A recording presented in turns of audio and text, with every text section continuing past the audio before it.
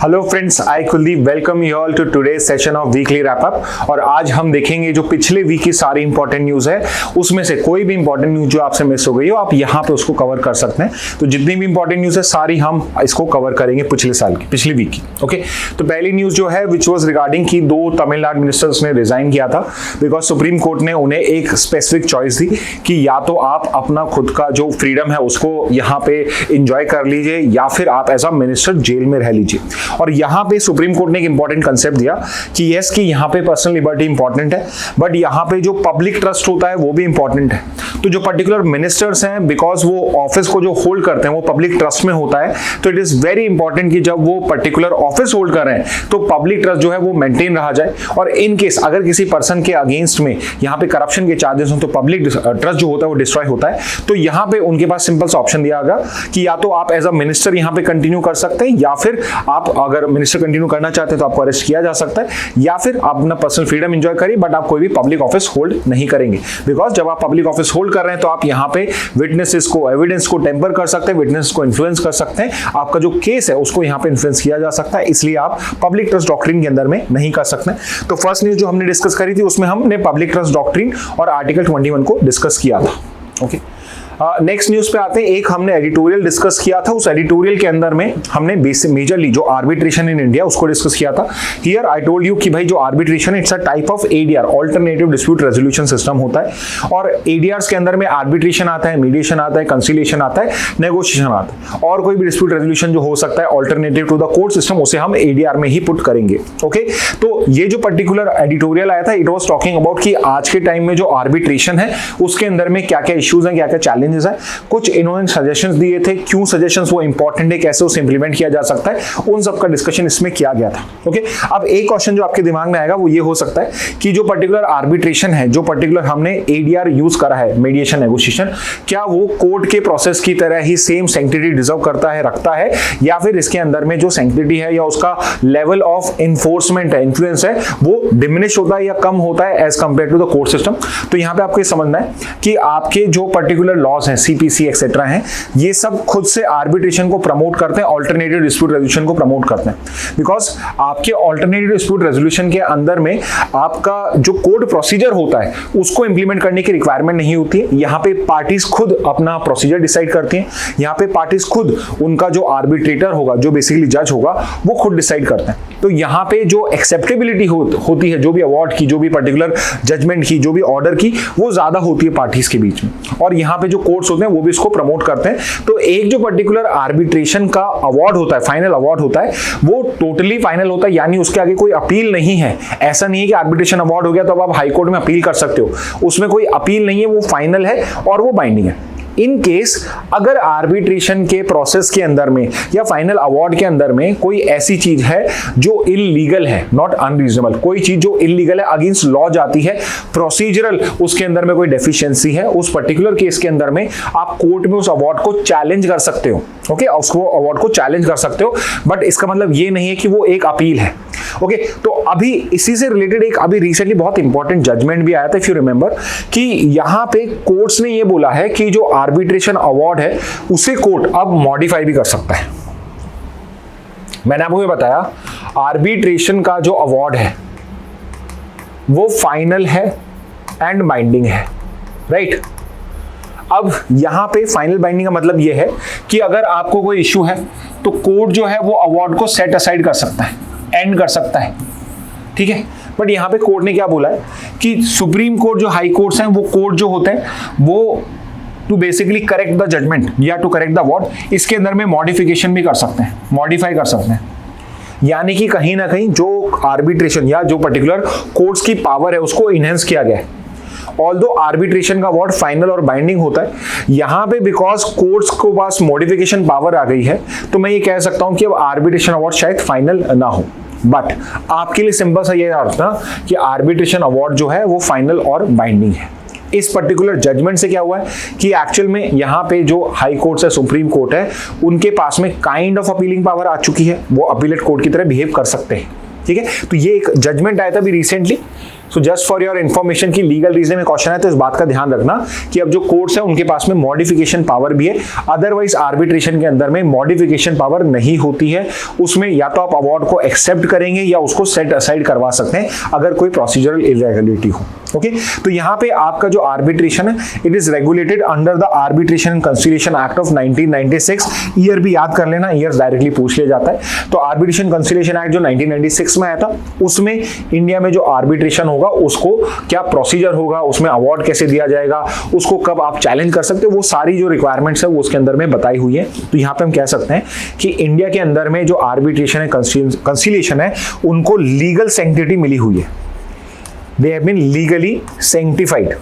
Okay, और ये जो पर्टिकुलर आर्बिट्रेशन कंसिलिएशन एक्ट है ये इंडिया ने जो ड्राफ्ट किया है it has been drafted on a model law, on an international model law जो basically basic rules basic procedure lay down करता है आर्बिट्रेशन के, और वो है UNCITRAL model law on international commercial arbitration. तो इंडिया का भी जो आर्बिट्रेशन कंसिलिएशन एक्ट है वो भी यूएन सिट्राल के मॉडल लॉ के ऊपर पे ही बेस्ड है।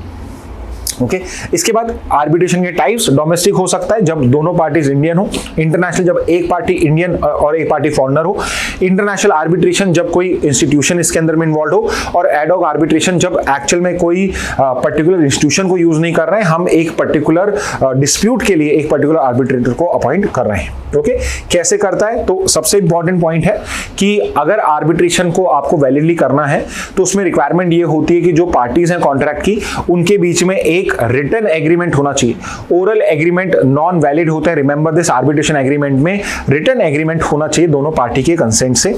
इसमें नोटिस देना पड़ेगा आपको दूसरी पार्टी को, उसके बाद में आर्बिट्रेटर को अपॉइंट किया जाएगा। रिमेंबर इसमें भी बहुत इंपॉर्टेंट पॉइंट है कि जो आर्बिट्रेटर अपॉइंट होता है, और इसको प्लीज कहीं पर अंडरलाइन कर लेना, जो आर्बिट्रेटर होता है वो दोनों पार्टी की कंसेंट से अपॉइंट होना चाहिए, सिंगल पार्टी उसके अंदर में अपॉइंट नहीं कर सकती है। फिर उसके बाद प्रीलिमिनरी हियरिंग होगी, जो पर्टिकुलर आर्बिट्रेटर होगा दोनों पार्टीज को सुनेगा और फिर वो वहां पे डिसाइड करेंगे कि इसका प्रोसीजर कैसे होगा, इसके अंदर में किस तरीके से हम करेंगे, टाइमलाइंस क्या होंगी, प्रोसीजर सब कुछ इसमें सेट किया जाएगा।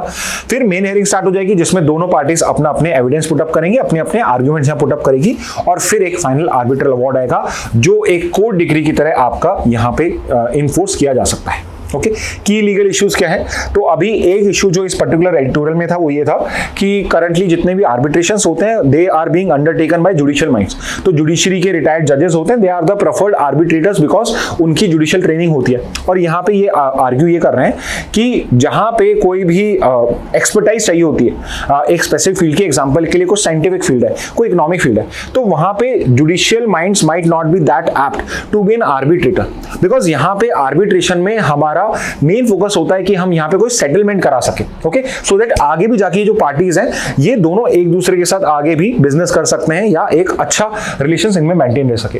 तो हो सकता है कि वहां पे हम प्रॉपर जस्टिस ना करें या वन साइडेड जजमेंट्स ना दें, हम यहां पे कुछ एक पार्टी को दे दें, कुछ दूसरी पार्टी को दे दें।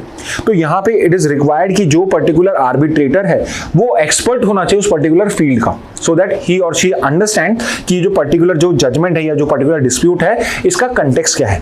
तो यहाँ पे वी हैव टू अंडरस्टैंड कि judicial skills are not equivalent to arbitration skills, because here we want कि आर्बिट्रेटर फ्लेक्सिबल होना चाहिए, उसको इंटरनेशनल प्रैक्टिस होती है, जो अलग अलग प्रैक्टिस होती है उसकी नॉलेज होनी चाहिए, बेस्ट प्रैक्टिस की नॉलेज होनी चाहिए, रेदर देन वो जुडिशियल स्किल्स में ही हो तो वो एक साइड में कि जिसका सही है उसी को दे। यहाँ सही गलत की बात नहीं है, यहाँ पे एक सेटलमेंट या एक पर्टिकुलर सॉल्यूशन फाइंड करने की बात होती है। ओके, मिनिस्ट्री ऑफ फाइनेंस ने भी यहाँ पे एक इशू रेज करा है कि आज के टाइम में जो आर्बिट्रेशन उसका जो पर्पस था कि ये थोड़ा फास्ट ट्रैक हो सकता है रेदर देन कोर्ट सिस्टम में, वो जो पर्टिकुलर चीज है अब एग्जिस्ट नहीं करती, लेंथी हो चुका है, रिजिड हो चुका है, and as well as quality of awards है वो भी अच्छे नहीं होते, तो अननेसेसरी वो चैलेंज होते हैं और उसके बाद में वापस से कोर्ट सिस्टम उसमें इन्वॉल्व हो जाता है, तो आर्बिट्रेशन का कोई रोल नहीं। तो इसके सॉल्यूशंस क्या है, तो एक तो है कैपेसिटी बिल्डिंग कि आप यहाँ पे आर्बिट्रेटर्स उनको बेटर ट्रेन करें जिससे ये पर्टिकुलर जो इशू है ये हमारा रिजॉल्व हो सके। ओके, तो ये कुछ यहाँ पे आपके इस पर्टिकुलर एडिटोरियल के अंदर में कुछ कैपेसिटी बिल्डिंग मेजर्स दिए हुए हैं, अगर ये करी जा सकती है तो उससे हम आर्बिट्रेशन को बेटर ऑफ कर सकते हैं, इंटरनेशनल आर्बिट्रेशन से उनको इंडिया में अट्रैक्ट कर सकते हैं। नेक्स्ट पे आते हैं ISRO second shot hot test of semi cryogenic engine success. तो यहाँ पे हमने क्रायोजेनिक इंजन क्या होते हैं, सेमी क्रायोजेनिक इंजन क्या होते हैं, ये पर्टिकुलर टेस्ट क्या था, इसको डिस्कस किया था। तो जहां पे भी आप क्रायो वर्ड पढ़ो, क्रायो का मतलब होता है वेरी लो टेम्परेचर। तो क्रायोजेनिक इंजन मतलब वो पर्टिकुलर इंजन जिनके अंदर में जो फ्यूल है वो बहुत ही लो टेम्परेचर के ऊपर -150 डिग्री पे आपका मेंटेन होता है, बिलो -150 डिग्री सेल्सियस या उससे ज्यादा माइनस नेगेटिव में होता है, तो उसको हम क्रायोजेनिक फ्यूल्स बोलते हैं। और खासियत ये होती है जब आप वेरी लो टेम्परेचर के ऊपर पे कोई भी गैस रखते हो तो वो लिक्विड फॉर्म में कन्वर्ट हो जाती है। तो ऑक्सीजन हाइड्रोजन जो गैस फॉर्म में, गैसियस फॉर्म में होती है, अगर आप उनको क्रायोजेनिक फॉर्म में रखते हो तो वो लिक्विड में कन्वर्ट हो जाती है और फिर उनकी डेंसिटी इंक्रीज हो जाती है और उसको आप एज अ फ्यूल अच्छे से यूज कर सकते हो। तो यहाँ पे जो हैवी पेलोड्स होते हैं उसके अंदर में अगर मुझे ज्यादा थ्रस्ट चाहिए, मुझे ज्यादा पावर चाहिए, तो उसके अंदर में मैं ये पर्टिकुलर क्रायोजेनिक इंजन यूज करता हूं जिसमें कम क्वांटिटी में मैं ज्यादा एनर्जी प्रोड्यूस कर सकता हूं। ओके, तो क्रायोजेनिक इंजन के अंदर में क्या होता है कि जो दोनों फ्यूल्स होते हैं, दोनों फ्यूल के मिक्सचर होते हैं, दोनों के दोनों क्रायोजेनिक होते हैं। ठीक है, तो ये तो हो गया क्रायोजेनिक। सेमी क्रायोजेनिक जिसमें दो नहीं एक पर्टिकुलर फ्यूल है जो क्रायोजेनिक होगा। फॉर एग्जांपल यहां पे हम लिक्विड ऑक्सीजन को यूज करते हैं एज अ क्रायोजेनिक फ्यूल, और दूसरा होता है सिंपली एक purified form of kerosene RP1। Okay, तो ये नॉर्मल टेम्परेचर पे होता है। अब इसकी खासियत क्या है, ये तो बहुत ज्यादा वॉलेटाइल होता है, तो इनको स्टेबलाइज कर पाना बहुत मुश्किल होता है। इसके अंदर में फायर हजार्ड या ब्लास्ट होने के या फेलियर होने के चांसेस बहुत हाई होते हैं। सेमी क्रायोजेनिक जो होता है ये इजी टू हैंडल होते हैं और इंडिया ने अभी सक्सेसफुली सेमी क्रायोजेनिक फ्यूल का जो इंजन है उसका प्रॉपर टेस्ट कर लिया है। तो this is a short test, बहुत 3-4 सेकंड के लिए किया था, बट उस पर्टिकुलर टाइम पीरियड में हम ये अश्योर कर पाए थे कि एज ऑफ नाउ हम जो टेक्नोलॉजी में वर्क कर रहे हैं वो आपकी आगे जाके सक्सेसफुल हो सकती है। Okay, so this was regarding cryogenic and semi cryogenic. Next हमने पढ़ा था साउथ चाइना सी डिस्प्यूट। तो फिलीपींस का एक पर्टिकुलर आइलैंड है, रिंगजियन आइलैंड करके, उस पर्टिकुलर आइलैंड को यहाँ पे चाइना ने उसको सीज कर लिया, उसको अपने कंट्रोल में कर लिया है। तो उस कंटेक्स्ट के अंदर में साउथ चाइना सी डिस्प्यूट पड़ा था। तो अगर ये मैप इफ यू रिमेंबर, तो यहाँ पे ये चाइना है, चाइना के साउथ में जो सी है उसे साउथ चाइना सी कहा जाता है, और यहाँ पे ये आपको डैशेस दिख रहे हैं, इनको 9 डैश लाइन बोला जाता है। तो चाइना के जो हिस्टोरिकल मैप्स है, मिंग डायनेस्टी के टाइम के मैप्स हैं, उसमें ये 9 डैशेस बने हैं। और यहाँ पे वो क्लेम करते हैं कि ये जो पर्टिकुलर वाटर टेरिटरी है, जो सी है, ये भी चाइनीज की टेरिटरी में ही आता है। चाइना की ये मैरीटाइम टेरिटरी है। और यहाँ पे इश्यू ये होता है कि इंटरनेशनल लॉ जो डेवलप हुआ है वो ये कहता है कि कोई भी पर्टिकुलर आइलैंड कंट्री है, अगर उसके पास में जो पर्टिकुलर मैरीटाइम रीजन है वो उसका टेरिटोरियल सी होगा, वो उसका एक्सक्लूसिव इकोनॉमिक जोन होगा। अब यहाँ पे ये जो पर्टिकुलर चाइना की ये 9 डैश लाइन यहाँ पे आप देख रहे हो, ये इससे कोई पता नहीं कितनी 1000 किलोमीटर दूर होगी, और ये इस पर्टिकुलर रीजन को भी अपना एरिया क्लेम करता है। और इस वजह से जितनी भी कंट्रीज है, वियतनाम, मलेशिया, ब्रुनाई, फिलीपींस आपका, इन सबके बीच में चाइना और ताइवान एक साइड और ये बाकी एक साइड में, इनके बीच में आपके साउथ चाइना सी डिस्प्यूट्स होते रहते हैं। और इस वजह से बहुत बार क्या होता है कि जो आपकी नेवल फोर्सेस होती हैं वो भी इन्वॉल्व हो जाती हैं। तो यहाँ पर भी कुछ ऐसा ही हुआ है जिसके अंदर में ये चीज पर्टिकुलर इन्वॉल्व हुई है। तो कौन कौन सी country, Philippines, Vietnam, Malaysia, Brunei, Taiwan. I have already suggested कि ये पर्टिकुलर, अगर जो स्क्रीनशॉट है इसका स्क्रीनशॉट ले लीजिए, या फिर आप सिंपल सर्च करेंगे, ये वाला आपको मैप दिखे तो ये वाला मैप डाउनलोड कर लेना, गूगल सर्च करोगे तो मिल जाएगा साउथ चाइना सी डिस्प्यूट पे। उसमें मैं इसलिए कह रहा हूँ बिकॉज डिफरेंट 3 आइलैंड ग्रुप्स हैं, स्प्रैटली आइलैंड, स्कार्बो शॉल है, पैरासिल आइलैंड, बहुत सारे ऐसे आइलैंड ग्रुप्स हैं, बट ये 3 सबसे मेजर डिस्प्यूटेड है। इसमें कलर कोडिशन है। तो फॉर एग्जाम्पल एक तो याद रखना, चाइना और ताइवान दोनों ही, जहां पर चाइना इन्वॉल्व होगा वहां ताइवान इन्वॉल्व है, तो हर जगह चाइना ताइवान तो इन्वॉल्व है। तो पैरासिल आइलैंड में आप देखोगे तो एक ब्लू, डार्क ब्लू कलर में है, यानी कि ये चाइना, ताइवान और वियतनाम का डिस्प्यूट है। स्कार्बोरो शॉल में चाइना, ताइवान, फिलीपींस और वियतनाम का डिस्प्यूट है। स्प्रैटली आइलैंड में सारे कंट्रीज का डिस्प्यूट है। ठीक है, यहाँ पे ब्रुनाई नहीं है, बट इसमें भी ब्रुनाई भी is involve. Okay, so just remember South China Sea dispute की आपकी जो कंट्रीज हैं वो कौन कौन सी डिस्प्यूटिंग है। ओके, और I would again strongly suggest कि आप मैप का यूज करें इसको याद करने के लिए। रीसेंट टेंशन की बात करते हैं, चाइना ने किस चीज को सीज किया है, तो एक टिक्सियन करके रीफ होती है जिसको सैंडी के भी बोला जाता है। बेसिकली सैंडी के is the name, English name of Tiexian reef, ये फिलिपिनो टर्म है। तो स्प्रैटली आइलैंड है, यहाँ पे जो ये स्प्रैटली आइलैंड है, इसका ये ग्रुप है आपका, टिक्सियन रीफ इसका पार्ट है, जो चाइना ने क्लेम करा है, सीज कर लिया है कि ये मेरे अंदर में है। ठीक है, फिलीपींस ने ऑफिशियली रिप्रेजेंट नहीं करा है, बट यहाँ पे यूएस और फिलीपींस ने साउथ चाइना सी में अपनी बायलैटरल एक्सरसाइज बली कटान है उसको लॉन्च कर दिया है। तो उसमें अभी वो ऑब्जेक्टिव है उनका कि हम यहाँ पे साउथ चाइना सी को के अंदर में फ्री और ओपन एक्सेस रखना चाहते हैं। तो विद दिस ऑब्जेक्टिव यूएस और फिलीपींस की मिलिट्री एक्सरसाइज जो है बाली कटान, उसको यहाँ पे लॉन्च किया गया है। नेक्स्ट पे आते हैं कॉर्पोरेट सोशल रिस्पॉन्सिबिलिटी। यहाँ पे न्यूज ये थी कि कॉर्पोरेट सोशल रिस्पॉन्सिबिलिटी में जो लिस्टेड कंपनीज है उनका जो पर्टिकुलर शेयर है, जो वो पर्टिकुलर अमाउंट सोशल रिस्पॉन्सिबिलिटी में स्पेंड करते हैं, वो इंक्रीज हुआ है बाय 16%, 17,967 करोड़ करें। ये डेटा एक्सेट्रा इंपॉर्टेंट नहीं है, बट CSR क्या होता है वो समझना इंपॉर्टेंट है। तो CSR इज बेसिकली जो कॉर्पोरेट्स हैं, ऑल्दो उनका मेन मोटिव है प्रॉफिट मेकिंग, बट उनकी कुछ सोशल रिस्पॉन्सिबिलिटी भी है। तो यहाँ पे हर कोई जो कंपनी इंडिया के अंदर में बिजनेस करती है और प्रॉफिट मेकिंग है, उसको यहाँ पे 2% उनका जो टोटल प्रॉफिट है उसको कॉर्पोरेट सोशल रिस्पॉन्सिबिलिटी के अंदर में स्पेंड करना है, मतलब कोई भी समाज की सेवा के अंदर में यूज करना है। तो एज पर कंपनीज एक्ट में एक स्पेसिफिक स्टैट्यूटरी रिक्वायरमेंट है CSR का, और वो ये कहता है कि जितनी भी आपकी कंपनीज हैं वो लिस्टेड हैं चाहे अनलिस्टेड है, जरूरी नहीं कि लिस्टेड कंपनीज हो स्टॉक मार्केट वाली, वो नॉन लिस्टेड भी हो सकती। जितनी भी कंपनीज हैं जो प्रॉफिट मेकिंग है वो अपने पिछले 3 साल के 2% का एवरेज नेट प्रॉफिट, तो 1 साल नहीं, पिछले 3 साल में जो आपके प्रॉफिट्स हुए हैं उनका एवरेज निकालिए और उसका जो 2% होगा वो CSR पे करोगे। ओके, 2% आपको सोशल वर्क्स में इन्वॉल्व करना पड़ेगा।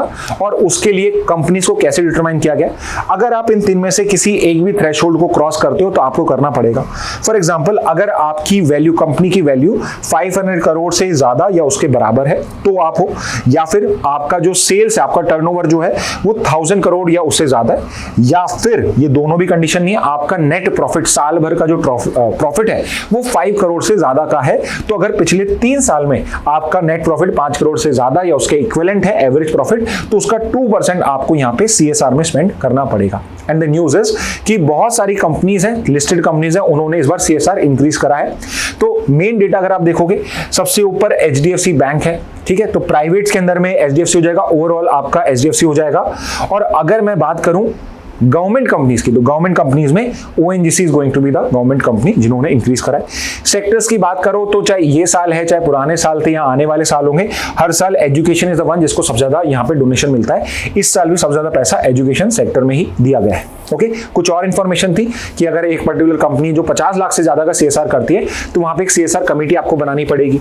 अगर आपने वो टारगेट, अगर आपने CSR का टारगेट अचीव नहीं करा है तो उस पर्टिकुलर पैसे को 3 साल बाद आपको PM केयर फंड्स या कोई से नेशनल फंड में पुट अप करना पड़ेगा। ओके, तो ये रिगार्डिंग था CSR। नेक्स्ट पे आते हैं कूनो गेट्स 5 न्यू कप्स। तो इस पर्टिकुलर केस में हमने चीता रिलोकेशन प्रोजेक्ट को यहाँ पे डिस्कस किया था। इफ यू नो 2020 में हमने प्रोजेक्ट चीता लॉन्च किया था, एंड इसके अंदर में हम, बिकॉज इंडिया में अब चीताज नहीं है, 1952 में एक्सटिंक्ट हो गए थे, तो हमने नामीबिया और साउथ अफ्रीका से टोटल 20 चीता जो है उनको यहाँ पे बुलाया था, यहाँ पे हम लेकर आए थे, उनको हमने रिलोकेट करा है कूनो नेशनल पार्क के अंदर में, और अब हम उसको एक्सटेंड कर रहे हैं टू गांधी सागर आपका वाइल्ड लाइफ सेंचुरी, जो अगेन मध्य प्रदेश के अंदर में, सो दैट यहाँ पे चाइना की चीतास की एक वायबल पॉपुलेशन हो जाए। नेक्स्ट पे आते हैं, नेक्स्ट न्यूज थी आपकी पेगासस स्पाईवेयर की। तो सुप्रीम कोर्ट के अंदर में केस चल रहा है, तो सुप्रीम कोर्ट ने एक पर्टिकुलर स्टेटमेंट दिया था, अभी जजमेंट नहीं आया। द स्टेटमेंट है कि जो पर्टिकुलर पेगासस सॉफ्टवेयर है इसका यूसेज वैलिड है for national security purpose, but the thing is कि आप किन के अगेंस्ट में यूज कर रहे हो, किस पर्पस के कर रहे हो, वो इंपॉर्टेंट है। तो अगर आप अपोजिशन लीडर्स के अगेंस्ट में, जर्नलिस्ट के अगेंस्ट में यूज कर रहे हो इंडिया में, तो क्या वो नेशनल सिक्योरिटी में फॉल करेगा या नहीं करेगा? That is a question which is in front of the supreme court. However, otherwise using a software like Pegasus जो एक स्पाईवेयर है उसको यूज करना फॉर नेशनल सिक्योरिटी, वो ऑब्वियसली वैलिड है। तो यहाँ पे पेगासस को हमने करा था, तो पेगासस टर्म हमने डिस्कस करा था। पेगासस टर्म जो है वो ग्रीक माइथोलॉजी का है, ग्रीक माइथोलॉजी का है, और ये डिनोट करता है एक विंग्ड हॉर्स को, विंग्ड हॉर्स को ये यहाँ पे डिनोट करता है जो फ्रीडम को यहाँ पे शोकेस करता है। On the other hand Pegasus spyware जो है ये यहाँ पे प्राइवेसी ब्रीच करता है। तो पेगासस जो एक स्पाईवेयर है, स्पाईवेयर मतलब एस्पिनाज के लिए, स्पाइंग के लिए यूज करने वाला एक सॉफ्टवेयर, जो इजरायली का ग्रुप है, इजराइल का ग्रुप है NSO, इसने इसको डेवलप करा है। The main point about Pegasus is कि ये सिर्फ एक सिस्टम के लिए नहीं, OS के लिए नहीं है, iOS को भी इनफैक्ट कर सकता है और एंड्रॉइड डिवाइसेस को भी कर सकता है। एंड मोर इंपॉर्टेंटली इसके अंदर में कोई भी क्लिक करने के लिए, यानी जिसके में मुझे इसको जिस पर्टिकुलर फोन में या जिस पर्टिकुलर डिवाइस में या जिस टारगेट को मैं यहाँ पे, जिस पर्टिकुलर पर्सन को मैं टारगेट कर रहा हूँ, उसको यहाँ पे कोई भी एक्ट करने की रिक्वायरमेंट नहीं है। विदाउट यूजर नॉलेज मैं इसको इंस्टॉल कर सकता हूँ, उसके बाद मेरे को सारा एक्सेस मिल जाएगा, मैसेज का, ईमेल्स का, camera, microphone, calls, track location, real time etcetera में, एंड इंस्टॉल करके मैं उसे अनइंस्टॉल भी कर दूंगा, तो भी जो पर्टिकुलर यूजर है उसको नॉलेज में ये नहीं आएगा। ओके तो यहाँ पे this is the main point regarding Pegasus कि why it is so good कि या सो थ्रेटनिंग ऑल्सो कि यहाँ पे कोई भी जो यूजर इन्वॉल्वमेंट है वो जीरो है। यहाँ पे कोई क्लिक करने की रिक्वायरमेंट नहीं है आपको, आप सिंपली इसको इंस्टॉल करेंगे अनइंस्टॉल करेंगे रिमोटली एंड किसी को कुछ पता नहीं पड़ेगा। ओके तो this is regarding Pegasus. Next पे आ जाते हैं 2025 कैनेडियन इलेक्शंस के बारे में। तो यहाँ पे मार्क कार्ने जो आपके पहले से वहां पे प्राइम मिनिस्टर थे after Justin Trudeau resign, liberal party से बिलोंग करते हैं and he has now been elected as the new prime minister of Canada. So वहां पर भी 5 साल के लिए प्राइम मिनिस्टर इलेक्ट किया जाता है। सो नेक्स्ट 5 ईयर्स के लिए वो होंगे। इन्होंने डिफीट करा है कंजर्वेटिव पार्टी के लीडर पियरे पॉलिवेयर। अब ये पॉलिवेयर जो थे ये बहुत पॉपुलर हो रहे थे, बट जब डोनाल्ड ट्रंप बने he was one of the pro Trump politician, और जब ट्रंप का एटीट्यूड अगेंस्ट कनाडा हुआ, कनाडा को वो 51st स्टेट बोलने लग गए, तो इस वजह से he also become very unpopular. और इस वजह से ऑल्दो लिबरल पार्टी पिछले 15 ईयर से पावर में थी, फिर से ये पर्टिकुलर पावर में आई है। ओके तो यहाँ पे ये पर्टिकुलर मार्क कार्ने का इलेक्शन हो जाएगा।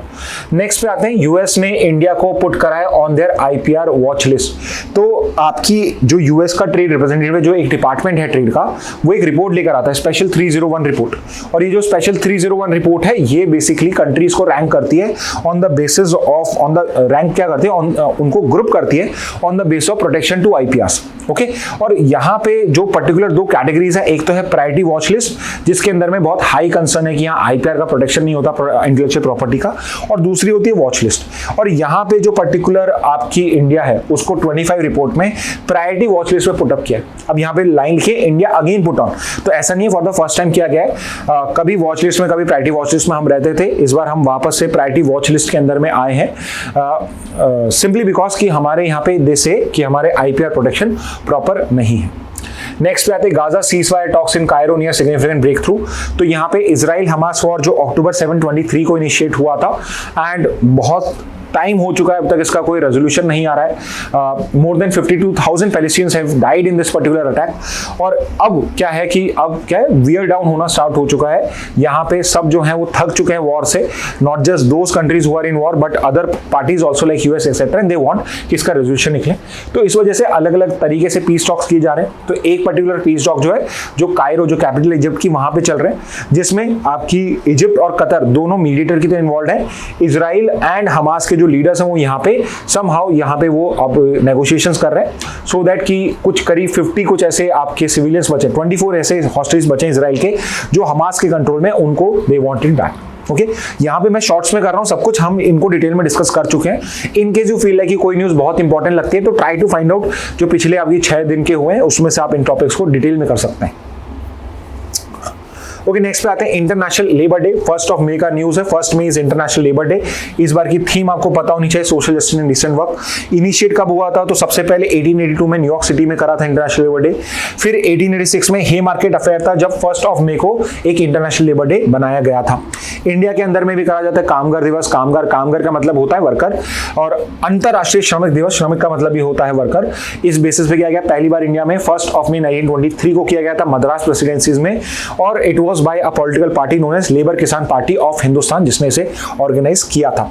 मालेपुरम सिंगारेवेलु चेटियार जो इस पर्टिकुलर पार्टी के लीडर थे, he was the one who led this particular celebrations. Next आते हैं वेरी इंपॉर्टेंट न्यूज जो थी, कास्ट न्यूमरेशन जो है वो अब इंडिया में जो सेंसस होगा उसमें आप कंडक्ट करोगे, तो हमने इसको बहुत डिटेल में डिस्कस किया था। माय सजेशन वुड बी कि आई थिंक डेट मुझे याद नहीं है, फर्स्ट ऑफ मई का ही न्यूज है ये, और माय सजेशन वुड बी कि आप इस न्यूज को अच्छे से वहां पे देखें, फर्स्ट न्यूज ही था ये उस दिन का। ठीक है, तो कास्ट न्यूमरेशन सेंसस में हम डिसाइड कर चुके हैं, not the first time but first time after independence जब हम कास्ट को न्यूमरेट कर रहे हैं।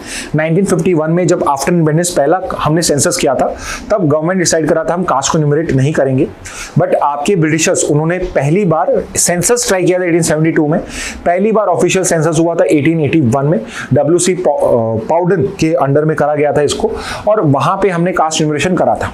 एंड अकॉर्डिंगली एवरी ईयर ये चीज कर दी गई। 1931 वाज द लास्ट टाइम जब कास्ट को इन्यूमरेट किया गया था। तो आपके इंडिया में जो SC ST OBCs डिसाइडेड हैं, आपके इंडिया के अंदर में उनका जो परसेंटेज डिसाइडेड है, it is all based on the 1931 census, because उसके बाद में हमने सेंसस नहीं किया है। ऑल्दो आफ्टर इंडिपेंडेंस हम ST और SCs की पॉपुलेशन को इन्यूमरेट करते रहते हैं, उनकी कैटेगराइजेशन अलग से होती है, बट सबकी कास्ट में सबकी पॉपुलेशन क्या है वो कास्ट इन्यूमरेशन नहीं किया गया है। तो अब उसको करने का यहाँ पे डिसीजन ले लिया गया है। तो नेक्स्ट सेंसस जो होगा, जो सेंसस 21 है अभी तक हुआ नहीं है, वो 16 सेंसस होगा जो भी होगा आप, और 8th आफ्टर इंडिपेंडेंस होगा, वो 8th after independence 16th overall census होगा जो सेंसस 2021 होगा।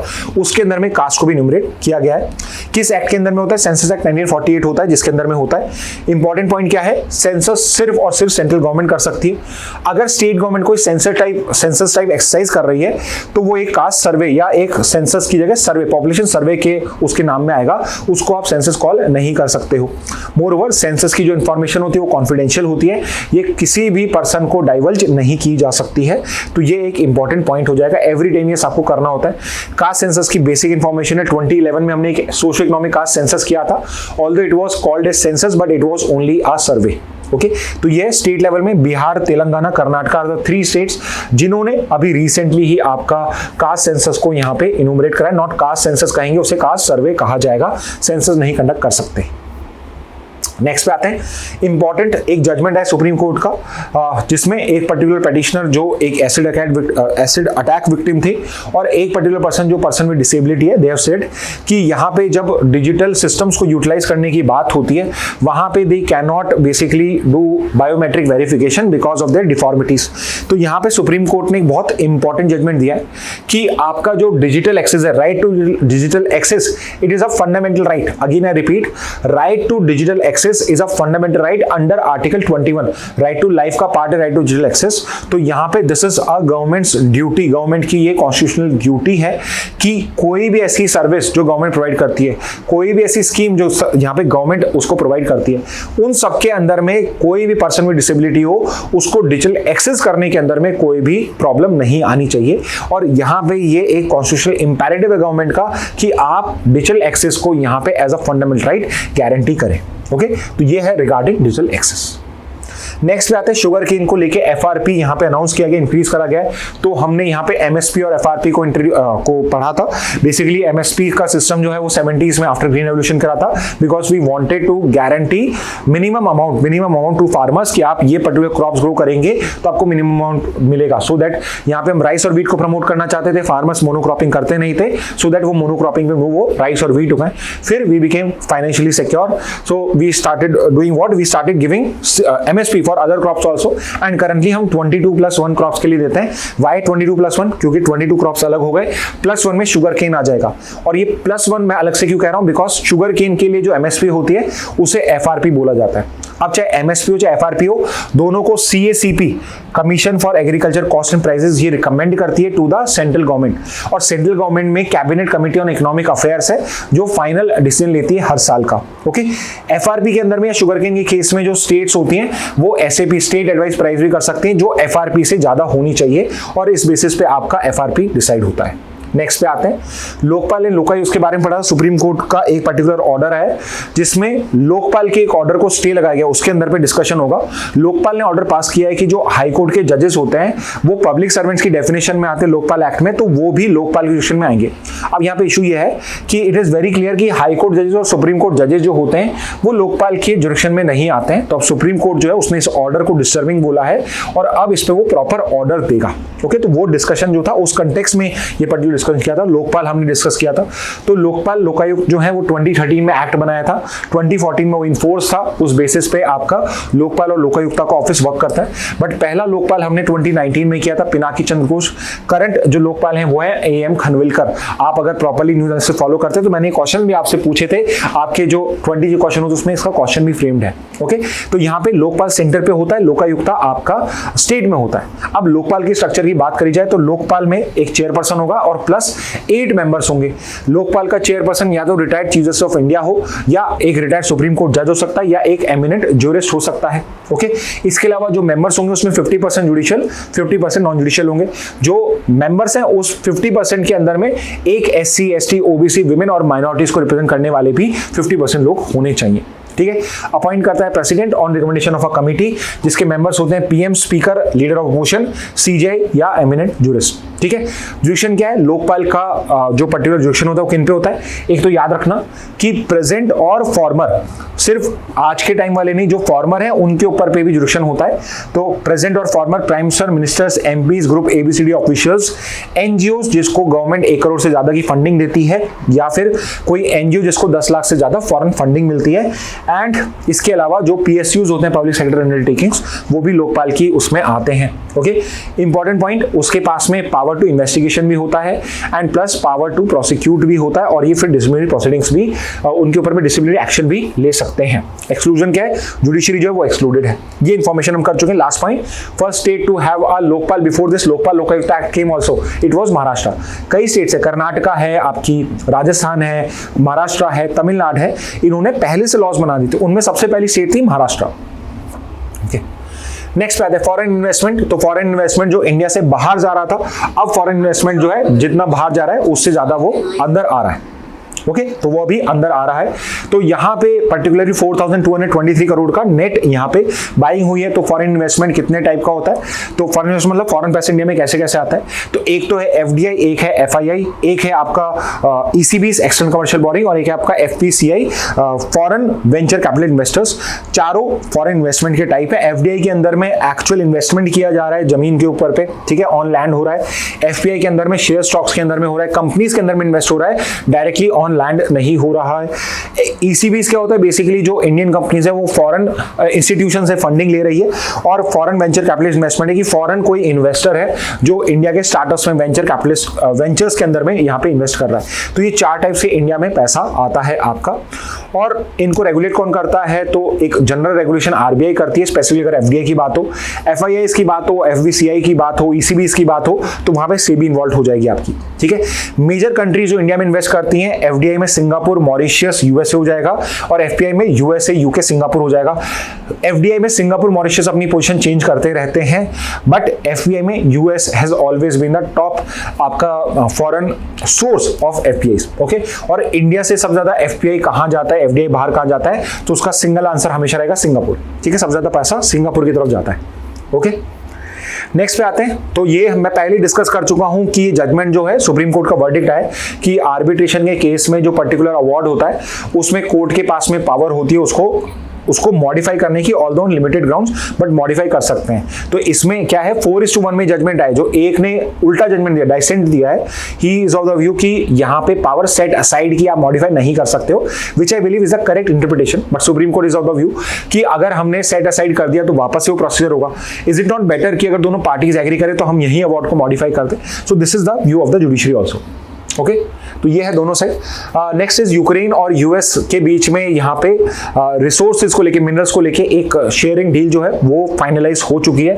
यहाँ पे तो न्यूज तो थी कि फाइनलाइज होने वाली है, यहाँ पे एक्चुअल में फाइनल हो चुकी है। अब हमारे पास ये इंफॉर्मेशन है, ये जो पर्टिकुलर डील है इसके अंदर में जो US है वो यूक्रेन के जो पर्टिकुलर आपके क्रिटिकल मिनरल्स हैं उनको एक्सेस कर पाएगा, उनको प्रोसेस और रिफाइन करके यूटिलाइज करके सेल कर सकता है मार्केट के अंदर में। And one of the reason why it is important is because currently जो क्रिटिकल मिनरल्स है उसका 70% मार्केट, क्रिटिकल मिनरल्स का 70% मार्केट वर्ल्ड का चाइना के पास में। तो अगर ये क्रिटिकल मिनरल्स, और क्रिटिकल मिनरल्स क्या होते हैं, minerals which are important for national security, economy and your latest technologies, अगर ये पर्टिकुलर मिनरल जो है इस पे चाइना इनको देने से मना कर दे तो आपकी जो मॉडर्न इंडस्ट्री हो सारी की सारी बंद पड़ जाएंगी, बिकॉज इनके बिना आप कोई भी इलेक्ट्रॉनिक डिवाइस जो होते हैं, सेमीकंडक्टर्स जो होते हैं, AI के लिए जो भी आप यूज कर रहे हो वो कुछ भी आप बना नहीं पाओगे। इसलिए US जो था वो भी बहुत ईगर था इसको करने के लिए। हाउएवर अगर मैं यूक्रेन की साइड से देखूं तो ये कहीं ना कहीं यहाँ पे फोर्सफुली इस डील को किया गया, बिकॉज US ने सिंपली कह दिया था कि या तो आप ये डील कर लीजिए या फिर अदरवाइज मैं आपको हेल्प करना मना कर दूंगा, बंद कर दूंगा। तो जो आपको आर्म्स एम्यूनिशन की हेल्प मिल रही है वो हेल्प आपको नहीं मिलेगी। ठीक है, क्रिटिकल मिनरल्स थर्मल्स करे थे, इसमें 1-2 पॉइंट मैंने आपको इंपॉर्टेंट लिखवाए थे। क्रिटिकल मिनरल्स कितने हैं, इंडिया ने 30 क्रिटिकल मिनरल्स डिक्लेयर करे हैं।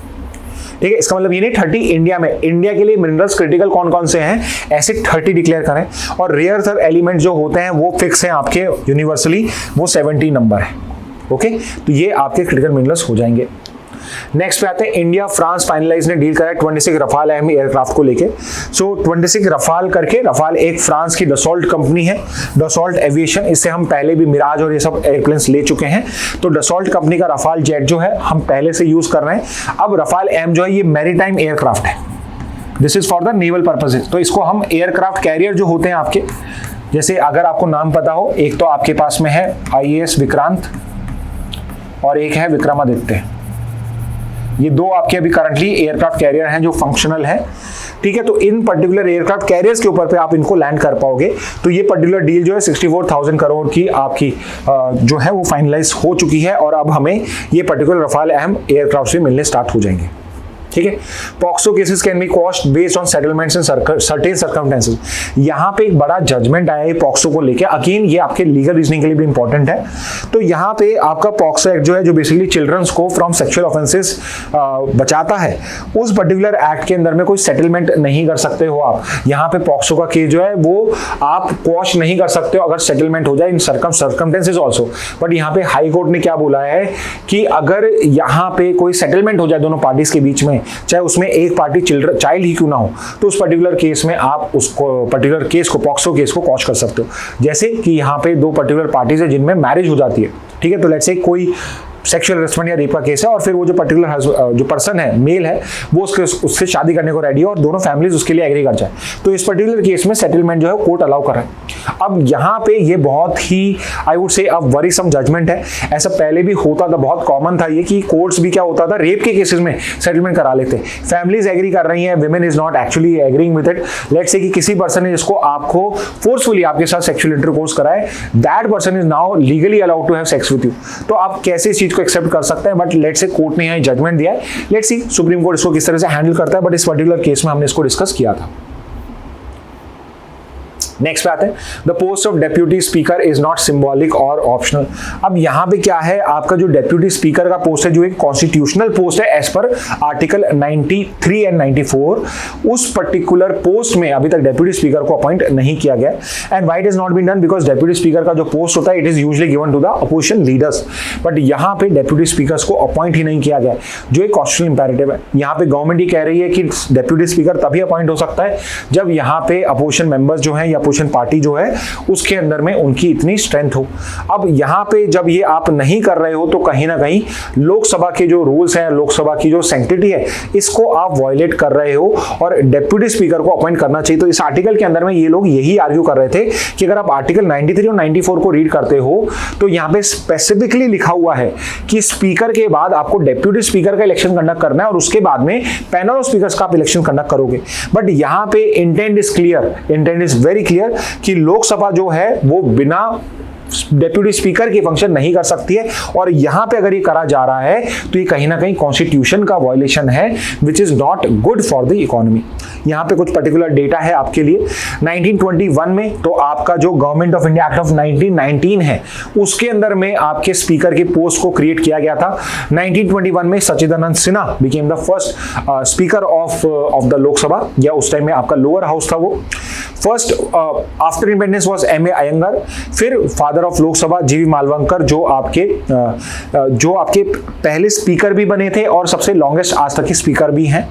2019 से 24 वाज द पीरियड जब ये वेकेंट रहा था आपका, ठीक है। 24 generation has also yet to elected, अभी तक भी स्पीकर नहीं हुआ है।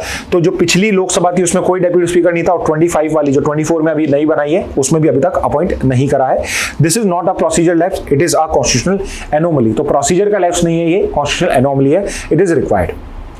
नेक्स्ट में आते हैं, Indians fear fake news but are less concern about press freedom.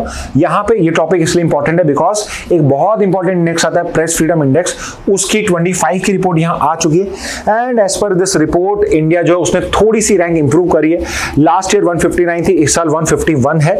तो एक तो ये पॉइंट आपके लिए बहुत इंपॉर्टेंट रहता है। उसके अलावा टॉप रैंक कौन सी है, लास्ट रैंक कौन सी है? नॉर्वे जो लास्ट ईयर भी फर्स्ट थी, इस साल भी फर्स्ट रैंक पे है। और लास्ट रैंक आई है एरिट्रिया की, जो लास्ट ईयर भी लास्ट रैंक थी, इस साल भी लास्ट रैंक है। तो प्रेस के फ्रीडम की अगर बात करी जाए तो टॉप पे नॉर्वे है, 151 पे इंडिया है और 188 पे एरिट्रिया है। नेक्स्ट पे आते हैं, इन 24 India's military expenditure was 9 times that of Pakistan. Okay, तो यहाँ पे सिप्री की रिपोर्ट आई है, तो फॉर क्लास स्टूडेंट्स ये तो आपके हैंडआउट में भी कवर्ड है मार्च में, but otherwise also if you want to know कि अगर आर्म्स इंपोर्ट्स की बात करी जाए, इस बार आर्म्स इंपोर्टर्स की बात करी जाए तो टॉप पे यूक्रेन आ चुका है और सेकंड पे आपका इंडिया है। इस बार एक्सपोर्ट्स की बात करी जाए, आर्म्स एक्सपोर्ट्स की, तो एक्सपोर्ट्स में नंबर 1 अभी आपका यूएसए है और सेकंड पे इस साल फ्रांस आ चुका है। और अगर ट्रेड की बात करी जाए, डिफेंस ट्रेड की बात करी जाए इंडिया के अंदर में, तो इंडिया का लार्जेस्ट पार्टनर है रशिया और सेकंड पे है फ्रांस। अभी हमने राफाल डील करी है, तो राफाल डील जो है, पहले राफाल मेन एयरक्राफ्ट की करी थी 126 की, अब 63 की, सॉरी 126 पहले थी, 63 हो गया, और यहाँ पे हमने अब राफाल एम की और डील करी 63,000 की। तो रशिया और फ्रांस है, पॉसिबली नेक्स्ट ईयर या नेक्स्ट ईयर हो सकता है रशिया को फ्रांस ओवरटेक कर जाए। ओके, तो ये कुछ डिटेल्स थी। ओके, सारी डिटेल्स यहाँ पे भी प्रोवाइडेड है। Simlipal becomes India's 107th national park, largest in Orissa. तो उड़ीसा के अंदर में अभी तक सिर्फ एक ही पर्टिकुलर नेशनल पार्क था, भीतरकनिका, अब वहां का दूसरा नेशनल पार्क और इंडिया का 107th national park Simlipal national park declare कर दिया गया है। पहले ये वाइल्ड लाइफ सेंचुरी था, अब इसे एक आपका नेशनल पार्क डिक्लेयर कर दिया गया है और 107th ये नेशनल पार्क है। ठीक है, तो ये है एक वन लाइनर फॉर्म हो जाएगा आपका। Modi champions orange economy eight waves, तो यहाँ पे आपका जो वेव्स करके एक प्रोग्राम है, world audio visual and entertainment summit, और यहाँ पे हम इंडिया की जो सॉफ्ट पावर है उसको प्रमोट करना चाह रहे हैं। तो यहाँ पे मैंने एक टर्म यूज करी है सॉफ्ट पावर। तो पावर जो है 2 टाइप से कर सकता हूँ मैं, हार्ड या सॉफ्ट। सॉफ्ट पावर का मतलब है मेरा कल्चरल इन्फ्लुएंस क्या है, हार्ड पावर का मतलब मेरा मिलिट्री पावर क्या है। तो हम मिलिट्री पावर पे तो वर्क कर रहे हैं, बट सॉफ्ट पावर भी इंपॉर्टेंट होती है। तो यहाँ पे हम हमारी जो क्रिएटिव इकोनॉमी है, हमारी जो यहाँ पे मीडिया इकोनॉमी है, उसको हम प्रमोट करना चाहते हैं। उसी मीडिया इकोनॉमी को आपके जो मोदी जी हैं वो ऑरेंज इकोनॉमी बोल रहे हैं। और ऑरेंज इकोनॉमी किसको रेफर करती है? It refers to creative economy, your culture and your intellectual property. So इसके अंदर में जितना भी आपका मीडिया हो गया, कॉपीराइट वाली चीज हो गई, जितनी भी, वो सब भी इसी का पार्ट हो गया ऑरेंज इकोनॉमी का। तो क्रिएटिव इकोनॉमी हो जाएगा, इसके अंदर में कल्चरल इकोनॉमी हो जाएगा, इंटेलेक्चुअल प्रॉपर्टी आ जाएगा आपके। ओके, तो ये पर्टिकुलर जो वेव्स है आपका, it stands for world audio visual and entertainment summit, और ये गवर्नमेंट ऑफ इंडिया ऑर्गेनाइज कर रही है। ग्लोबल समिट है, बाहर के जो फिल्म स्टार्स हैं और आपकी जो डिफरेंट मूवी जगह से जुड़े हुए लोग हैं उनको भी इसमें इन्वाइट किया गया है। ठीक है, तो यहाँ पे रिगार्डिंग दिस नेक्स्ट पे आते हैं reviving a far sided but forgotten bill mechanism. तो यहाँ पे इन्होंने आर्ग्यूमेंट करा है कि एक पर्टिकुलर तरीका है बिल्स को इंट्रोड्यूस करने का। So usually it is believe कि सिर्फ गवर्नमेंट ही आपकी पार्लियामेंट के अंदर में, लोकसभा राज्यसभा में बिल इंट्रोड्यूस कर सकती है, बट ऐसा नहीं है। कोई भी मेंबर ऑफ पार्लियामेंट जो है वो पर्टिकुलर पर्सन बिल इंट्रोड्यूस कर सकता है। ठीक है, और जो पर्टिकुलर बिल एक नॉन मिनिस्टर इंट्रोड्यूस करता है उसको बोला जाता है आपके पार्लियामेंट्री टर्म्स में private members bill. Private members bill, PMB. ठीक है, तो प्राइवेट मेंबर कौन होता है? Any member who is not a minister. तो अभी बीजेपी पावर में, बट बीजेपी के जो नॉन मिनिस्टर एमएलए एमपीज हैं, नॉट एमएलए एमपीज हैं, वो भी प्राइवेट मेंबर्स के डेफिनेशन में। ऑब्वियसली अपोजिशन लीडर्स भी प्राइवेट मेंबर्स के डेफिनेशन में आएंगे। तो जो बिल वो इंट्रोड्यूस कर रहे हैं वो हो जाएगा प्राइवेट मेंबर्स बिल। और हिस्ट्री में ये रहा है कि अभी तक सिर्फ 14 बिल्स को आपने यहाँ पे इंट्रोड्यूस किया है। ठीक है, only 14 PMBs have been passed and received presidential assent, none has cleared both houses in 1970. Okay, 14 PMBs हैं जिनको यहाँ पे पास हो चुके हैं, जो बिल बने हैं आपके। ठीक है, 1970 से लेकिन आज तक कोई भी ऐसा बिल है जो पास नहीं हुआ। तो ये जो 14 प्राइवेट मेंबर्स बिल थे, ये सब भी 1970 से पहले के हैं, इसके बाद में इसको नहीं किया गया है। ओके, 17 लोकसभा के अंदर में 729 PMBs were introduce in the Lok Sabha and 75 in the Rajya Sabha. इतने बिल्स इंट्रोड्यूस किए गए थे, बट 2 ही लोकसभा में और 14 ही राज्यसभा में डिस्कस हुए हैं। सिर्फ डिस्कशन कितने हुए? 729 में से सिर्फ 2 लोकसभा में और 705 में से सिर्फ 14 राज्यसभा के अंदर में डिस्कस हुए हैं। ओके, ये टोटल इनका डेटा हो जाएगा। ठीक है, 18 लोकसभा के अंदर में सिर्फ 20 एमपीज ने करे हैं अभी तक की, जो अभी लोकसभा चल रही है इसमें 20 ने करे हैं, और यहाँ पे 64 PMBs इंट्रोड्यूस किए गए थे, बट एक भी डिस्कशन नहीं हुआ है। ठीक है, जो करंट है इसके अंदर में एक पे भी डिस्कशन नहीं हुआ है। तो प्राइवेट मेंबर्स बिल जो होते हैं ये भी एक बहुत अच्छा तरीका है कि अगर गवर्नमेंट टाइमली अगर यहाँ पे बिल्स या लॉज इंट्रोड्यूस नहीं करती है, उसमें चेंज नहीं करती है, तो प्राइवेट मेंबर्स भी ये पर्टिकुलर जो रिस्पॉन्सिबिलिटी वो अपने ऊपर ले सकते हैं और यहाँ पे इस तरीके से बिल को इंट्रोड्यूस किया जा सकता है। नेक्स्ट पे आते हैं पर्टिकुलर इमेज है जहां पे एक पर्टिकुलर पर्सन है जो एक बुल को कंट्रोल करने की कोशिश कर रहा है और ये पिक्चर रिप्रेजेंट करती है द स्पोर्ट ऑफ जल्लीकट्टू, जो तमिलनाडु का एक बहुत ही फेमस कल्चरल स्पोर्ट है। अब interesting thing about this particular sports is कि 2014 में ऑन द ग्राउंड्स ऑफ कि यहाँ पे आपका एनिमल्स को टॉर्चर किया जाता है, उस बेसिस पे इस पर्टिकुलर प्रैक्टिस को अनकॉन्स्टिट्यूशनल डिक्लेयर कर दिया गया था by the supreme court.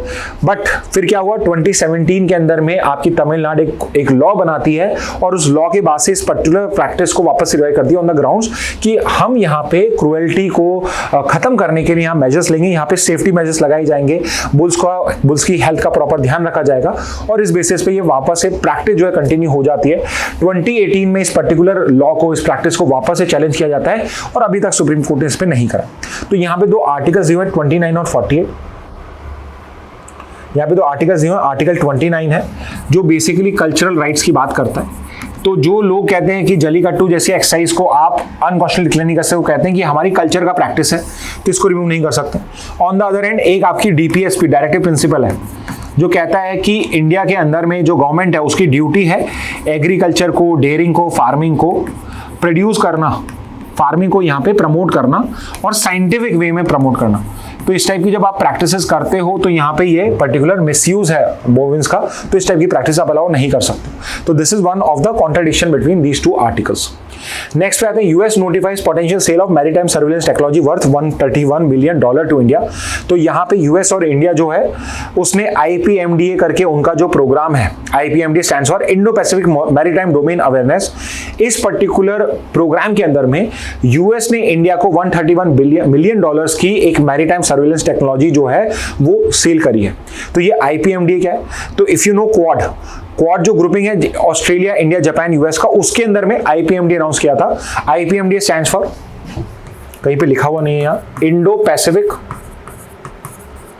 Pacific maritime domain awareness. तो ये अनाउंस किया गया था और इसके अंदर में हमने डिसाइड करा था कि हम हमारी मैरीटाइम सर्विलेंस को इंप्रूव करने, डोमेन अवेयरनेस, मैरीटाइम की सर्विलेंस को इंप्रूव करने के लिए यहाँ पे हम टेक्नोलॉजी को शेयर करेंगे। कब अनाउंस किया गया था, तो टोक्यो के अंदर, टोक्यो समिट जो हुई थी 22 में, उसके अंदर में हमने इसको यहाँ पे करा था। ठीक है, तो ये है आपका यहाँ पे ये डार्क शिपिंग भी लिखा हुआ है। डार्क शिपिंग इज बेसिकली कि बहुत सारी शिप्स होती हैं जो लेट से कि अपने जब भी किसी रीजन से मूव करती हैं वो इलीगल ट्रेड करना चाहती हैं, तो वो क्या करती हैं, उनका जो ऑटोमेटेड आइडेंटिफिकेशन सिस्टम होता है जिससे एक आपकी शिप को आइडेंटिफाई किया जाता है, तो एक पर्टिकुलर ऑटोमेटिक आइडेंटिटी सिस्टम होता है। ये बेसिकली सिस्टम जो होता है ये शिप्स को हमेशा ऑन रखना होता है जिससे उनकी जो आइडेंटिटी, उनकी लोकेशन है वो हमेशा पता रहती है। तो जब ये किसी पर्टिकुलर रीजन से गुजरते हैं जहाँ इनको इलीगल ट्रेड या कुछ करना होता है तो ये सिस्टम को बंद कर देती है। तो यहाँ पे ये आईपीएमडीए के अंदर में जो सर्विलेंस टेक्नोलॉजी मिली है, इससे हम जो डार्क शिपिंग है उसको भी कंट्रोल कर पाएंगे। नेक्स्ट पे port economy will drive India's growth says PM. तो यहाँ पे विजनजम इंटरनेशनल पोर्ट है उसको ओपन किया है और यहाँ पे एक पर्टिकुलर पॉलिसी की बात करी जाए, वन नेशन वन पोर्ट। और ये पॉलिसी क्या है कि अभी क्या है, जितने भी डिफरेंट पोर्ट्स हैं उन सबका डिफरेंट आपका सिस्टम है, डिफरेंट प्रोसीजर्स हैं, डिफरेंट फॉर्म फिलिंग आपको करनी पड़ेगी। हम क्या कर रहे हैं, आप सारे प्रोसीजर को स्ट्रीमलाइन कर रहे हैं। तो चाहे कोई भी पोर्ट पे कोई भी फॉरेन कंपनी अपना सामान रुकवाना चाहे या वहां से इंडिया से कोई चीज एक्सपोर्ट करनी पड़े, तो वहां पे जो पोर्ट का जो पर्टिकुलर सिस्टम होगा वो सब जगह सेम होगा। तो हम यहाँ पे क्या कर रहे हैं, सब जगह एक होमोजेनिटी इंट्रोड्यूस कर रहे हैं सो दैट किसी को भी कोई भी कंफ्यूजन क्रिएट ना हो। ओके, अभी विजनजम पोर्ट को हम डिटेल में डिस्कस करेंगे। ओके, तो यहाँ पे ये लिस्ट ऑफ पोर्ट्स हैं। तो आपको पता होना चाहिए कि इंडिया के अंदर में करंटली 13 मेजर पोर्ट्स हैं। There are 13 major ports. 12 तो आपके मेनलैंड पे, एक यहाँ मेंशन नहीं है, वो है पोर्ट ब्लेयर। ठीक है, तो ये है, otherwise these are the list of the main ports of India. ठीक है, ये मेन मेजर पोर्ट्स नहीं है, टोटल पोर्ट्स हैं। इसमें जो रेड वाले हैं वो मेजर पोर्ट डिनोट करते हैं, बट इसमें जैसे एग्जांपल के लिए मछलीपट्टनम है जो अभी तक मेजर पोर्ट डिक्लेयर हुआ नहीं है। ठीक है, तो just for your information 13 major ports are there. Okay, यहाँ पे row escalates as centre advises Punjab to release 4500 cusecs of water to Haryana for 8 days. तो यहाँ पे पंजाब और हरियाणा जो है वहाँ पे बहुत सारे रिवर्स का वाटर शेयरिंग होता है और इंदिरा गांधी कैनाल जो है वो भी आपका पंजाब से हरियाणा में वाटर को रिलीज करता है। यहाँ पे सेंटर ने पंजाब को एडवाइस करा है कि आप इतना पानी जो है वो अगले 8 दिन तक एक्स्ट्रा भेजोगे। पंजाब ने ये चीज करने से मना कर दिया है, तो यहाँ पे एक डिस्प्यूट अराइज हो सकता है। तो उस डिस्प्यूट को कैसे रिजॉल्व किया जाता है, तो आपके एक आर्टिकल 262 है कॉन्स्टिट्यूशन के अंदर में जो inter water river water disputes के लिए आपको प्रोविजंस प्रोवाइड करता है। तो ये कहता है कि आपको एक रिवर बोर्ड कॉन्स्टिट्यूट करना होगा गवर्नमेंट को। तो इंडियन गवर्नमेंट ने रिवर बोर्ड एक्ट में एक रिवर बोर्ड बनाया और बोला कि रिवर बोर्ड बताएगा। अब अगर ये रिवर बोर्ड की बात भी कोई जो स्टेट्स हैं वो एक्सेप्ट नहीं करती हैं, तो आर्टिकल 262 के अंदर में inter state river water dispute जो है उसके लिए एक ट्रिब्यूनल बनाया जाएगा उस पर्टिकुलर रिवर डिस्प्यूट के लिए, और वो जो रिवर ट्रिब्यूनल है वो पर्टिकुलर रिवर ट्रिब्यूनल जो डिसीजन देगा वो आपका बाइंडिंग होगा। विच मीन्स कि द स्टेट्स और inter state river water dispute are not suppose to go to a court, they are suppose to reach this particular tribunal. इस ट्रिब्यूनल के award से अगर आपको इश्यू है तो फिर इसको आप अपील करते हो सुप्रीम कोर्ट के अंदर में, बट अदरवाइज ये ट्रिब्यूनल ही आपका करेगा। अब ये ट्रिब्यूनल्स कहां से आते हैं, तो 42 कॉन्स्टिट्यूशनल अमेंडमेंट एक्ट से ट्रिब्यूनल जो है वो हमने कॉन्स्टिट्यूशन में ही आपके इन्वॉल्व कर दिए थे, उसी के अंदर में हमने उसको इंट्रोड्यूस कर दिया था। तो आपके जो ट्रिब्यूनल्स होते हैं उनके जो जजमेंट्स होते हैं वो भी बाइंडिंग होते हैं। ठीक है, यहाँ पे एग्जांपल्स हैं आपके कुछ मेजर वाटर डिस्प्यूट्स के, कृष्णा वाटर डिस्प्यूट, महानदी, महादाई, रवि बीज, वनसाधरा वाटर डिस्प्यूट ट्रिब्यूनल, ये सब डिफरेंट स्टेट्स के अंदर में इन्वॉल्व है, जहां पे हमने ट्रिब्यूनल्स को क्रिएट करा था डिफरेंट ईयर्स के अंदर में। कुछ में हम कुछ सॉल्यूशन फाइंड आउट कर पाए, कुछ सिचुएशन में अभी भी डिस्प्यूट्स रेस होते ही रहते हैं। एग्जाम्पल के लिए कावेरी रिवर वाटर डिस्प्यूट है, उसका अभी तक कोई सॉल्यूशन नहीं निकला है। Next is regarding Amravati. Amravati को लेके 2-3 न्यूज आई थी। तो अमरावती जो है वो आफ्टर बाइफर्केशन 2014 में बाइफर्केट हुआ था, तो 2024 तक तो Hyderabad was a common capital. फिर उसके बाद में जो आंध्र प्रदेश रीजन है उसको अपनी एक नई कैपिटल बनानी थी। सो दैट डिसाइडेड कि हम अमरावती एक सिटी है उसको पूरा एक नया सिटी डेवलप करेंगे। तो Amaravati is going to be the new capital of the capital of Andhra Pradesh. ठीक है, तो ये पर्टिकुलर चीज है। 2019 में जब गवर्नमेंट चेंज हुई तो फिर उसके बाद में वाईएसआर रेड्डी की गवर्नमेंट आई थी और उन्होंने क्या करा कि हम अमरावती का वो जो है प्रपोजल्स को स्क्रैप करते हैं और हम 3 कैपिटल सिटी बनाएंगे, एक लेजिस्लेटिव होगी, एक एग्जीक्यूटिव होगी, एक जुडिशियल होगी। बट ये पर्टिकुलर प्रपोजल वापस से जब चंद्रबाबू नायडू है टीडीपी पार्टी है 2024 में इन्होंने इस प्रपोजल को स्क्रैप करके वापस से अमरावती का प्रपोजल वापस से इंट्रोड्यूस कर दिया है। अब वापस से अमरावती जो है एक पूरी एक नई सिटी प्रोड्यूस करी जाए। अब यहाँ पे विजनजम पोर्ट के बारे में ये पर्टिकुलर न्यूज है, जिसके अंदर में हम एक नया पोर्ट जो है ये मेजर पोर्ट बन जाएगा आगे जाके। और विजनजम पोर्ट जो है ये इंपॉर्टेंट इसलिए भी है बिकॉज आपके जो पोर्ट्स है उनकी जो कैपेसिटी है वो करीब करीब पूरी यूटिलाइज हो रही है। So we need to create new ports and more modern ports. तो जो विजनजम पोर्ट है ये आपका एक प्राइवेट पोर्ट है, अदानी जो है इस पोर्ट को उसने डेवलप किया है, वो इसे ऑपरेट करेगा और ये बहुत ही मॉडर्न पोर्ट है। और यहाँ पे जो बहुत सारी आपकी जो कमर्शियल शिपिंग है वो यहां से होगी। फॉर एग्जांपल कमर्शियल शिपिंग में क्यों कर रहा हूं, वर्ड यूज कर रहा हूं कि यहां पे गवर्नमेंट के कम आपके कार्गो हैंडलिंग होगी, यहां पे जो प्राइवेट कंपनीज हैं उनकी कार्गो हैंडलिंग ज्यादा होगी। तो यहां पे हमने एक नया विजनजम पोर्ट आपका बनाया है।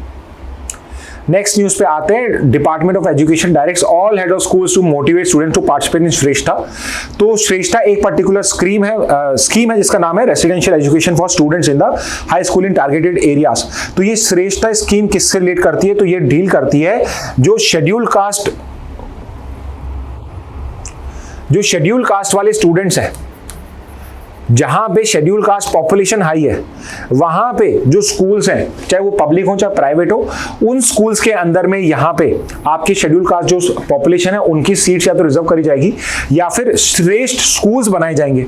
ओके, और यहाँ पे आपके या तो श्रेष्ठ स्कूल बनाए जाएंगे जो आपके गवर्नमेंट रेसिडेंशियल स्कूल्स होंगे, या फिर अगर स्कूल बनाना फिजिबल नहीं है तो जो प्राइवेट रेसिडेंशियल स्कूल्स है उसके अंदर में गवर्नमेंट अपने खर्चे पे इन पर्टिकुलर स्कूल्स में एससी स्टूडेंट्स को, एससी बॉयज को यहाँ पे सेंड करेगी सो दैट उनके भी एजुकेशन लेवल जो है उसको बेटर किया जा सके। तो यहाँ पे डिपार्टमेंट ऑफ एजुकेशन ने बोला है सब स्टेट्स को, हेड ऑफ स्कूल्स को, कि आप स्टूडेंट्स को श्रेष्ठ स्कीम के अंदर में पार्टिसिपेट करने के लिए मोटिवेट करें।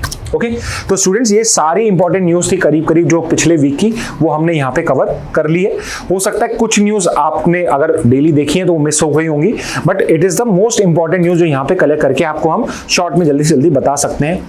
इन केस आपको लगता है कि कोई इंपॉर्टेंट न्यूज़ थी जो यहाँ मिस हो गई है, तो वो मिस नहीं हुई है बिकॉज वो पहले से डिटेल में कवर्ड है। तो if you want a proper holistic purview, तो मैं आपको एक सजेशन ये देता हूँ कि आप 2x की स्पीड कर लीजिए YouTube पे, और पुराने जितने भी वीडियोस हैं इस वीक के वो आप एक बार गो थ्रू कर लेना। इन केस आपने बिल्कुल ही पुराना कुछ नहीं देखा है तो अब मत देखना, बहुत टाइम वेस्ट हो जाएगा। Unless you have lot of time तो देख लीजिए, आप पढ़ते बहुत हैं तो देख लीजिए। Otherwise my suggestion would be कि अब से आप आगे के जो न्यूज़ एनालिसिस है उनको प्रॉपर्ली फॉलो करें, और कुछ मिस हो जाए तो वीकली रैपअप में एक बार रिवाइज करें। Okay, so with this message let's end today's session. Thank you and have a very nice day.